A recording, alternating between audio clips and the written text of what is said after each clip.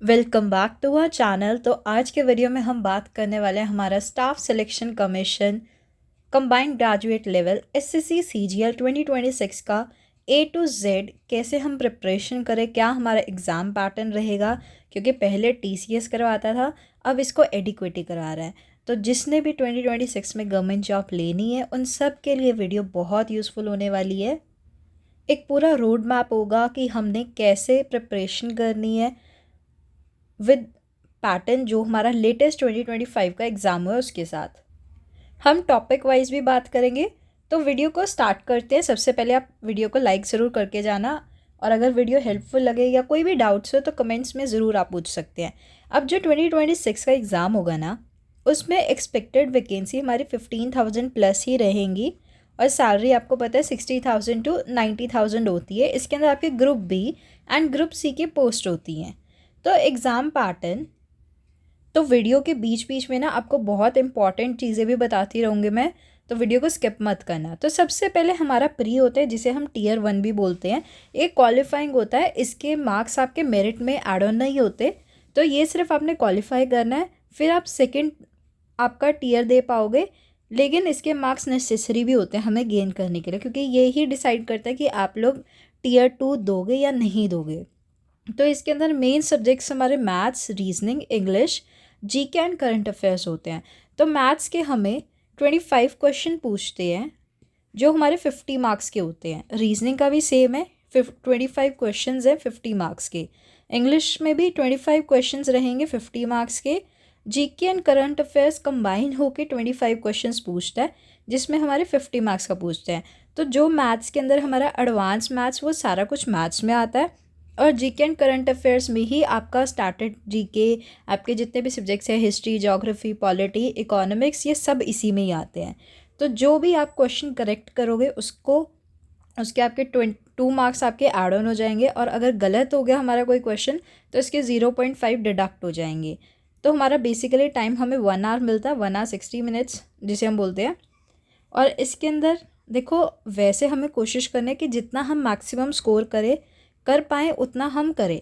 But जो maths, reasoning है ना, इनमें हम 50 आउट ऑफ 50 स्कोर कर सकते हैं, और कैसे वो भी हम देखेंगे।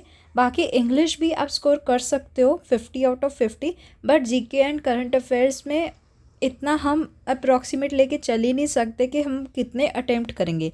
वो क्वेश्चन पेपर पे अटेम्प्ट, जितना हमारा क्वेश्चन पेपर जैसा आएगा, जिस शिफ्ट में आएगा, उस हिसाब से हमारे एग्ज़ाम का हम उसे अटेम्प्ट कर पाएंगे। तो ये पहले से प्री डिसाइड नहीं कर सकते कि क्या पता हम हिस्ट्री हमारी स्ट्रॉन्ग हो और क्वेश्चन ज़्यादा इकोनॉमिक्स से आ जाएं। तो जीके एंड करंट अफेयर्स, उसको थोड़ा गेस करना कम होता है। लेकिन मैथ्स, रीजनिंग, इंग्लिश ये ऐसे सब्जेक्ट्स हैं जिसमें हम मैक्सिमम स्कोर कर सकते हैं। एक बार हम कट ऑफ देख लेते हैं। कट ऑफ देखो, जब हमारा टीसीएस था 2024 में, तो हमारा कहीं ना मतलब जनरल की सबसे ज़्यादा होती है, तो जनरल की कट ऑफ हमारी रही थी 153, दैट वाज मैक्सिमम। उसके अलावा जितने हमारे ST, SC, OBC, EWS, general के बाद सबसे कम जाती है ओबीसी की, उसके बाद ईडब्ल्यूएस, एंड फिर हमारा एससी, एंड लास्ट में एसटी। बाकी कुछ कैटेगरीज भी होती हैं, उनके भी आप चेकआउट कर सकते हो। लेकिन जो 2025 की कट ऑफ है ना, वो हमारी इस बार थोड़ी कम गई है, 153 से सीधा 136, हमारे 17 मार्क्स कट ऑफ कम गई। ये क्यों था? क्योंकि पहले टीसीएस करवाता था और अब एडिक्विटी करवा रहा था। तो 2026 में हम क्या एक टारगेट स्कोर रख सकते हैं जिससे हम फाइनल सिलेक्शन ले पाए। देखो, ये सिर्फ कहने की बातें होती कि हमारा टीयर 1 और टीयर 2 का सिलेबस डिफरेंट है, ऐसा कुछ नहीं होता। बस टीयर 1 में जो क्वेश्चंस होंगे ना, वो थोड़े शॉर्ट होंगे, और टीयर 2 में आपकी लेंथ बढ़ जाती है क्वेश्चंस की, और जो मार्क्स है वो भी बढ़ जाते हैं, वो अभी हम देखेंगे भी। बट मेरे अकॉर्डिंग आपको अपना टारगेट स्कोर इतना रखना चाहिए कि जैसे कुछ लोग होते हैं जो सोचते हैं कि हमें 90% चाहिए, तो वो 90% ही स्कोर करते हैं। कुछ लोग होते हैं जो 90% सोचते हैं, तब उनके 80-85 आ पाते हैं। ये सबके साथ होता है। मैक्सिमम जो 90 सोच के 90 लाता है, वो बहुत कम केसेस के लोग होंगे, बट वैसे लोग भी होते हैं। तो आई सजेस्ट कि आप लोग अपना टारगेट स्कोर 170 रखो आउट ऑफ 200, तब जाके आप 150 प्लस स्कोर कर पाओगे। तो अगर आप सोचोगे ही कि हमें 150 स्कोर करना है, उसके बाद आप कुछ चैप्टर्स छोड़ जाओगे, तो वो कहीं ना कहीं थोड़ा ऊपर नीचे मार्क्स हो सकते हैं, तो इसलिए 170 हम सोच के चलेंगे। उसके बाद आता है हमारा मेंस। मेंस की हम ज़्यादा बात नहीं करेंगे, बट एक आपको आइडिया रहे जिससे कि आपको ये कन्फ्यूजन ना रहे कि हमारा टीयर 1 और टीयर 2 तो सेम होता है या नहीं होता। तो ये सारे डाउट आप देख सकते हो। अब मैथ्स के आपको 30 क्वेश्चन आएंगे, that is for 90 marks. Reasoning में भी 30 क्वेश्चन है 90 मार्क्स के। इंग्लिश में 45 क्वेश्चन होंगे एंड 135 मार्क्स के। जीके एंड करंट अफेयर्स में आपके 25 क्वेश्चन होंगे 75 मार्क्स के। तो मैथ्स और रीजनिंग को करने के लिए आपको 1 आवर मिलता है। इंग्लिश और जीके करने के लिए भी आपको 1 आवर मिलता है। फिर जो हमारा कंप्यूटर है ना, ये 20 क्वेश्चन आते हैं फॉर 60 मार्क्स, और इसमें अगर आपका करेक्ट होता है तो आपको 3 मार्क्स मिलते हैं और रॉन्ग के लिए आपका 1 मार्क्स डिडक्ट हो जाता है। अब जो कंप्यूटर है ना, ये कंप्यूटर मैंने अलग से क्यों लिखा है, कंप्यूटर ना कुछ लोग सोचते हैं कि पास ही तो करना है तो कर लेंगे, बट जो हमारा सीबीटी होता है, जो हमारी इनकम टैक्स इंस्पेक्टर की पोस्ट है, जो हमारी एएसओ जो दिल्ली में पोस्टिंग होती है जिसकी जनरली, उनकी जो कट ऑफ रहती है ना, उसमें क्या होता है कि ये जो कंप्यूटर है ना, ये वाला, इसमें जनरल को पिछले साल जो था, जनरल को एटलीस्ट 27 मार्क्स स्कोर करने थे आउट ऑफ 60। तो इसमें ऐसा नहीं है कि हम सिर्फ कंप्यूटर को छोड़ देंगे तो काम चलेगा।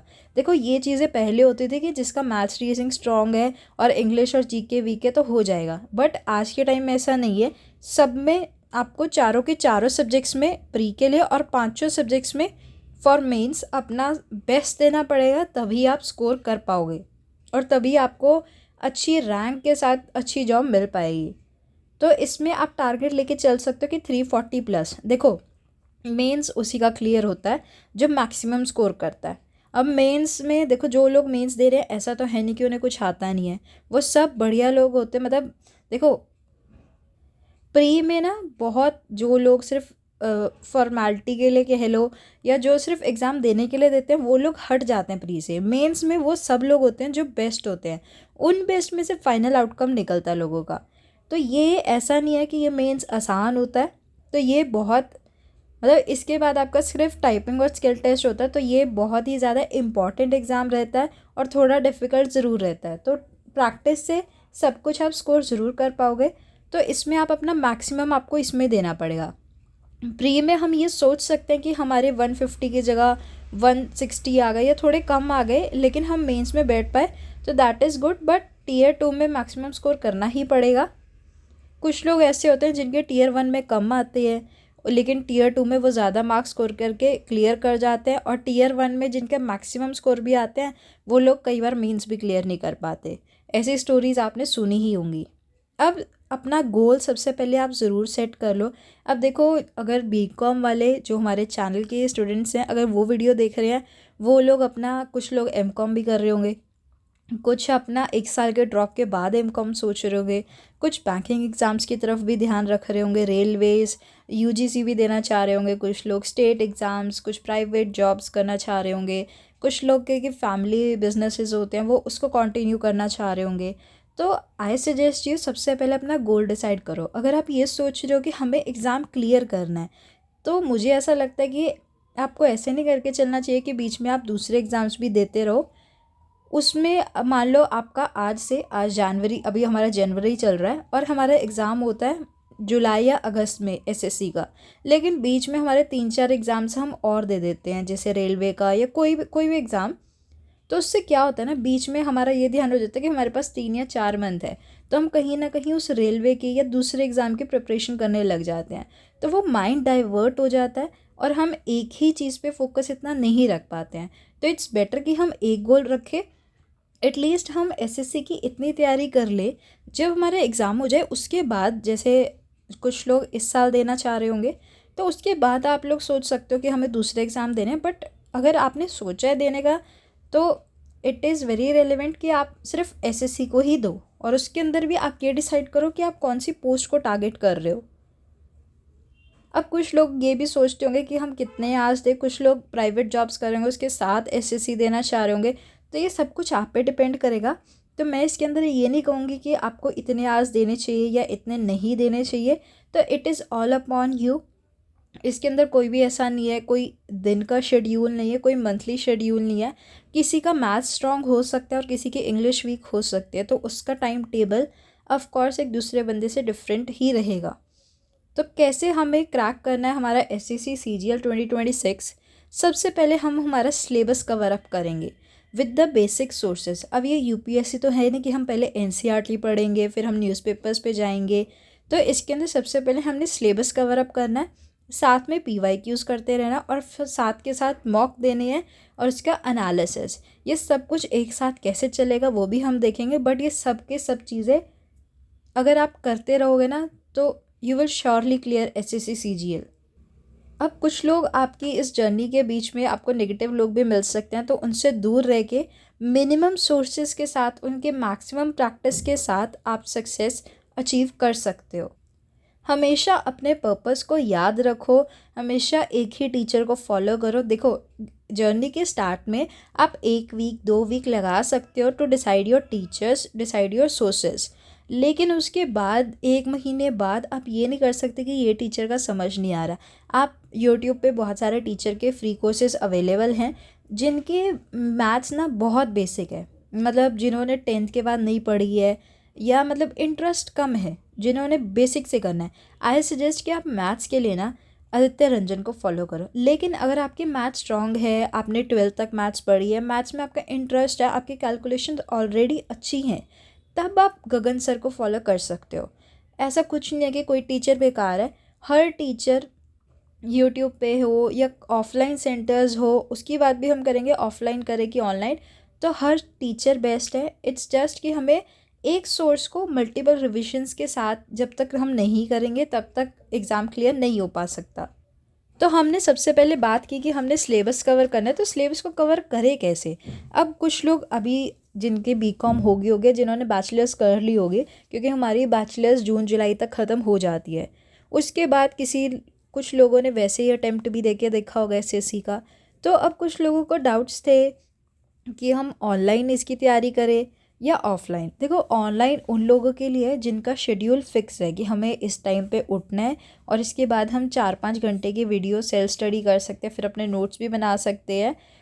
उन लोगों के लिए तो ये बेस्ट है, मतलब इसमें आपका थोड़ा सा टाइम बच जाता है। ऑफलाइन उन लोगों के लिए बेस्ट रहेगा जिनको ज़्यादा कंप्यूटर या फ़ोन में देख के, मतलब कुछ लोगों की आई साइट वीक होती है, कुछ भी पर्सनल रीज़न हो सकते हैं, तो ऑफलाइन में आपके ग्रुप्स बनते हैं, आपको ज़्यादा इंटरेस्ट आएगा ऑफलाइन पढ़ने में।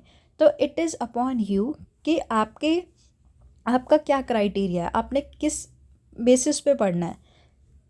तो वही चीज़ है कि कुछ लोग जॉब के साथ भी अपने एग्ज़ाम क्लियर करते हैं।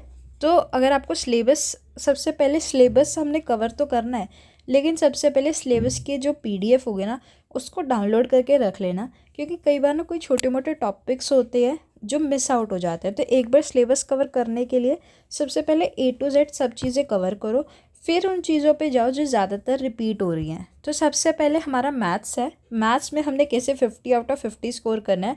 सबसे पहले ना ये चीज़ हमेशा दिमाग में याद रखना कि हमारे पास 60 मिनट्स हैं। 60 मिनट्स में हमने क्वेश्चंस पूरे पेपर देखना है। तो 60 मिनट्स में 20 से 25 minutes for maths is maximum.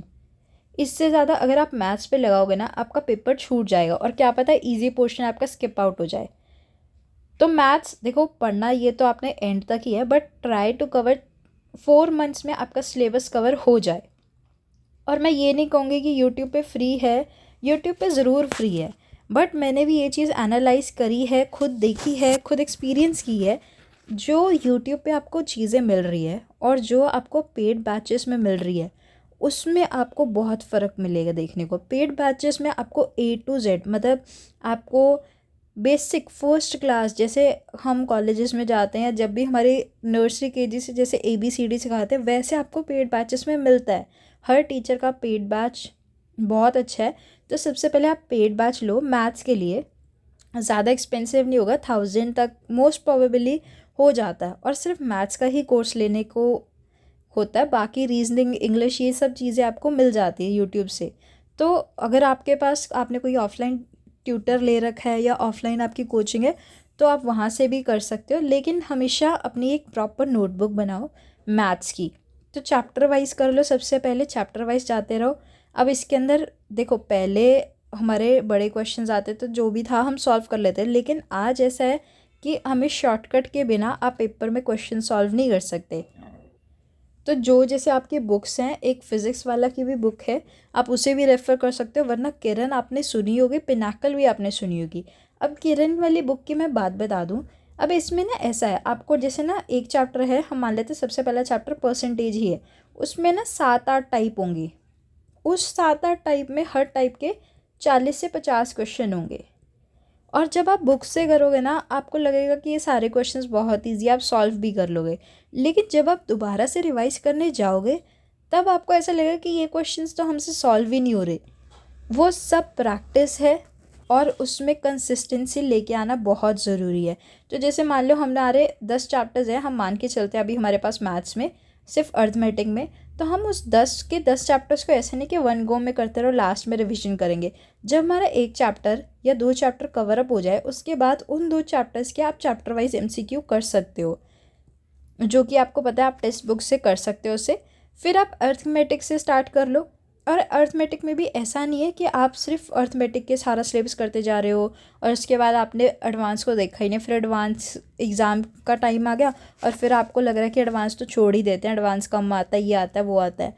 ऐसा नहीं है, सिलेबस कवर करना है। तो आई सजेस्ट कि आपके जब 4-5 चैप्टर्स होते रहे ना, जैसे जैसे अर्थमेटिक के, या 2 चैप्टर, या अगर आपको एडवांस लगता है ईजी तो आप एडवांस, तो साथ के साथ एडवांस करना। कभी भी ये गलती मत करना कि हम पहले एडवांस करते हैं तो इसको छोड़ देते हैं, या इसको करते हैं इसको छोड़ देते हैं, दोनों को साइड बाय साइड।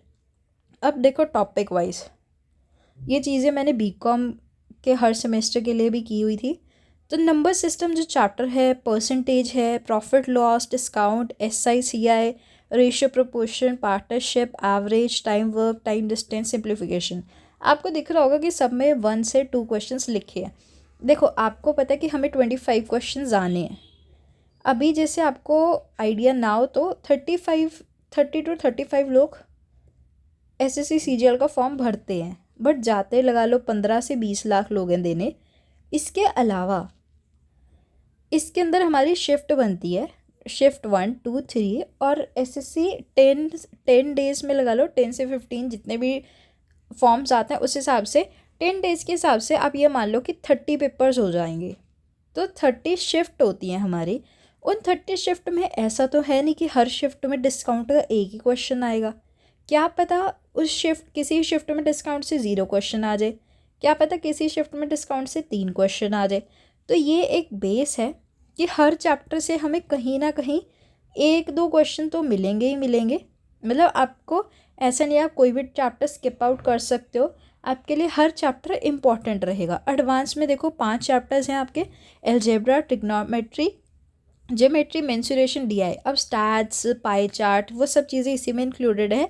तो इनमें से भी ना आप यही अंदाज़ा लगा के चलो कि आपको सब में से 2 से 4 क्वेश्चन देखने को मिलेंगे।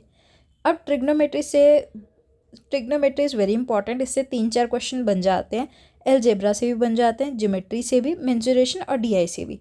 अब अगर आप इसको काउंट करोगे, देखो 14 से 15 मार्क्स ऐसा फिक्स नहीं है कि यहाँ से आएंगे ही आएंगे, बट ये एक बेस है। अगर आप ये चैप्टर्स कर लोगे ना तो आपके 50 आउट ऑफ 50 आने के बहुत चांसेस है।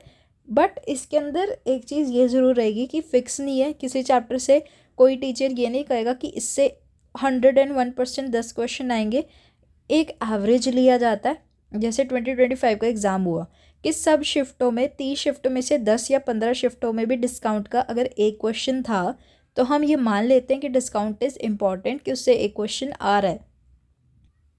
तो हर चैप्टर इम्पॉर्टेंट है, कोई भी चैप्टर आप छोड़ नहीं सकते। तो ये सारे, चाहे आप स्क्रीनशॉट ले लो इसका, बाकी सिलेबस का प्रिंट आउट निकलवा लोगे, उसको चाहे आप खुद एक ऐसे फॉर्म में लिख लो, एंड फिर जो भी आपके पेपर, जो भी आपका चैप्टर कंप्लीट होता जा रहा है उसके सामने टिक बना लो। बाकी आप यहाँ पे जैसे लाइंस लगा के ये भी लिख सकते हो कि आपने इसकी मॉक कर लिया, आपने इसकी चैप्टर वाइज कर लिए, रिवीजन कर ली। तो ऐसे भी आप, आपकी बहुत सारी स्लाइड्स बना के, ये थोड़ा सा टाइम टेकिंग होगा बट इसमें 1 से 2 दिन से ज़्यादा टाइम नहीं लगेगा। बाकी मैथ्स के लिए पिनाकल, किरण की बुक है, फिज़िक्स वाला की बुक है, आदित्य रंजन सर की जब हमारा एग्ज़ाम होता है उससे कुछ टाइम पहले एक फार्मूला बुक भी आ जाती है। तो सोर्सेज की कमी कहीं पे भी नहीं है, बस हम पर है कि हम कैसे प्रिपेयर करते हैं। अब इंग्लिश में 50 आउट ऑफ 50 कैसे लेके आना है। 60 मार्क्स में से 8 से 10 मिनट्स आपको देने हैं। और एग्ज़ाम में हमेशा ये चीज़ का ध्यान रखना है कि जब हम प्रैक्टिस भी कर रहे हैं तो हम हमेशा ये ध्यान में रखें कि प्रैक्टिस में भी हम इतने टाइम ही लगाएं ताकि एग्ज़ाम में हम इससे एक्सीड ना कर जाए। जैसे हमारी स्टार्टिंग से प्रैक्टिस रहेगी ना, वो ही उतना बेटर होगा। तो इंग्लिश आपका 3 पोर्शंस में डिवाइडेड है, वोकैब, आरसी एंड ग्रामर। अब ग्रामर की ना आपको यूट्यूब पे बहुत सारी वीडियोस मिल सकती है। 120 रूल्स एक मैम की है, निमिषा बंसल मैम की, उनकी पीडीएफ भी है, आप गूगल पे जाओगे आपको मिल जाएगी। But I personally suggest you कि देखो यूट्यूब पे, टेलीग्राम पे, गूगल पे आपको बहुत सारे सोर्सेज मिल जाएंगे, बहुत, कि ये किरण की पीडीएफ है, ये पिनाकल की है। देखो सबसे पहली बात, आप अगर कोई फ्री पीडीएफ भी ले रहे हो उसका ना सबसे पहले उसको इतना चेक करके रख लेना कि वो रियल तो है ना। अब जैसे कुछ लोगों ने ना नोट्स बनाए होते हैं खुद के, लेकिन वो टीचर्स के नाम पे नोट्स भेजते हैं, तो उनसे थोड़ा दूर है ना। बाकी वो कैब में आपके सिनोनिम, एंटोनिम, मिस स्पेलिंग जो होती है, idioms, one word out, one word substitution. RC में जो आपका रीडिंग कॉम्प्रिहेंशन होता है ये बहुत इंपॉर्टेंट होता है। इससे 4 से 5 क्वेश्चंस बनते ही हैं। इसमें आपका पैसेज दिया जाता है। वैसे तो जैसे ये ना जो हमारा द हिंदू है या times of India, the express, तो इन न्यूज़पेपर्स की पूरी पैराग्राफ उठाई होती है रीडिंग कॉम्प्रिहेंशन में।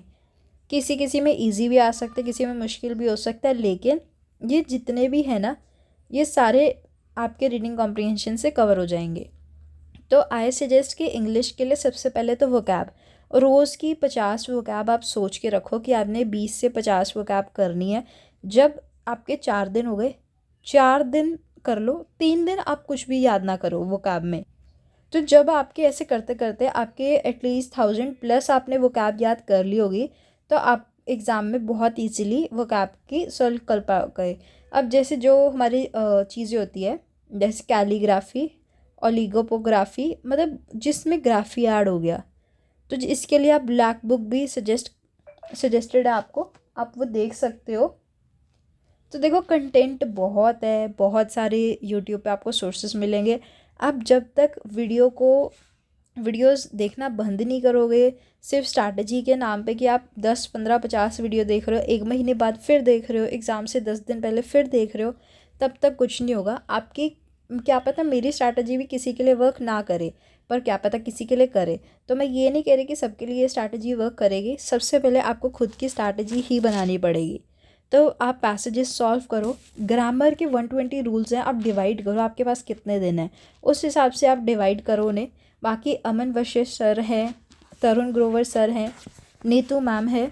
इस इंग्लिश में भी आपने ऐसे ही करना है, थोड़ा थोड़ा सिलेबस कंप्लीट करके फिर सेक्शनल मॉक टेस्ट आप दे सकते हो।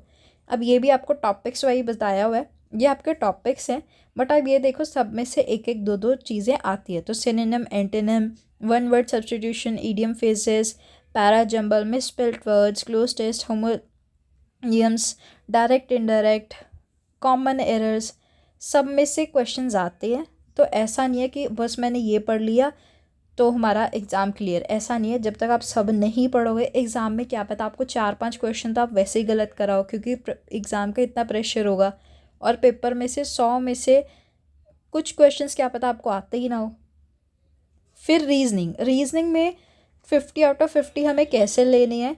रीजनिंग के लिए आप 10 से 15 मिनट से ज़्यादा मत दो। रीजनिंग ना आपका इतना कैलकुलेटिव नहीं आता, उसमें कुछ क्वेश्चंस होते हैं जो जैसे आपके नंबर सीरीज़ के होंगे, ऐसे कुछ, ये सिर्फ 3 से 4 क्वेश्चन होते हैं, लेकिन ये ही टाइम टेकिंग होता है। बाकी मुझे रीजनिंग का एसएससी सीजीएल में जितने भी 2025 के एग्ज़ाम हुए हैं उसमें कोई भी एग्ज़ाम ऐसा नहीं लगता कि आपने अगर पढ़ा होगा तभी क्लियर होगा, वरना रीजनिंग बहुत इजी आई थी 2025 में। बस ये वाली नंबर सीरीज़ वाले क्वेश्चंस थे थोड़े, बाकी सब बहुत इजी था। कोई मतलब कोडिंग डिकोडिंग बहुत आसान। तो सबसे पहले रीजनिंग में भी आप सिलेबस कवर अप कर लो। सिलेबस कैसे आप कवर अप कर सकते हो रीजनिंग का, आप ना कोई भी पीडीएफ ले लो इसकी आप पीडीएफ ले सकते हो, क्योंकि इसमें हमें प्रैक्टिस ही करनी है मेन। तो बस चैप्टर्स देखने हैं हमने, तो इसके लिए चाहे आप पिनाकल की PDF ले लो या किरण की। अब रही बात हमारे कोर्स की, इसके लिए अगर आपको बहुत ही ज़्यादा ये है कि मुझे कुछ भी समझ नहीं आता, तब आप ले सकते हो, वरना इसके कोर्स की इतनी ज़रूरत नहीं है। और इसमें ना ट्रिक्स याद करो, जैसे क्लॉक के क्वेश्चंस है, कैलेंडर के क्वेश्चंस है, और उनको ट्रिक्स के हिसाब से सॉल्व करो।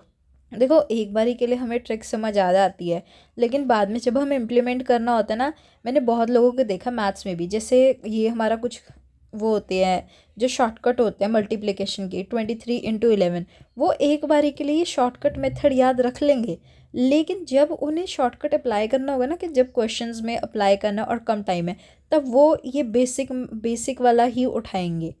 तो शॉर्टकट करने का क्या फ़ायदा है जब तक आपने उसको इम्प्लीमेंट ही नहीं करना। तो ये बहुत ही ज़्यादा इम्पॉर्टेंट है क्वेश्चंस के लिए भी, जब तक आप प्रैक्टिस नहीं करोगे और उन प्रैक्टिस की रिवीजन नहीं करोगे। मान लो आपने कैलेंडर चैप्टर सीखा और वो किसी कंसेप्ट पे सीखा, लेकिन आपने खुद का ही कोई कंसेप्ट बना दिया, उससे आंसर भी निकल गया, लेकिन जो भी कंसेप्ट करो उसी की रिवीजन करो। तो PYQs चैप्टर वाइज कंप्लीट करके आप कर लेना। अब इसमें टॉपिक वाइज टॉपिक्स आपके एनालॉगी है, ब्लड रिलेशन, नंबर सीरीज़ मैंने बता दिया। बेसिकली ना एग्ज़ाम में जो सबसे ज़्यादा इसमें अड़ते हैं, नंबर सीरीज़, अल्फ़ाबेट वाले क्वेश्चन, कोडिंग डिकोडिंग और सिलोगिज्म। क्यूब और डाइस के क्वेश्चंस इतने ऐसे मुश्किल आते ही नहीं है।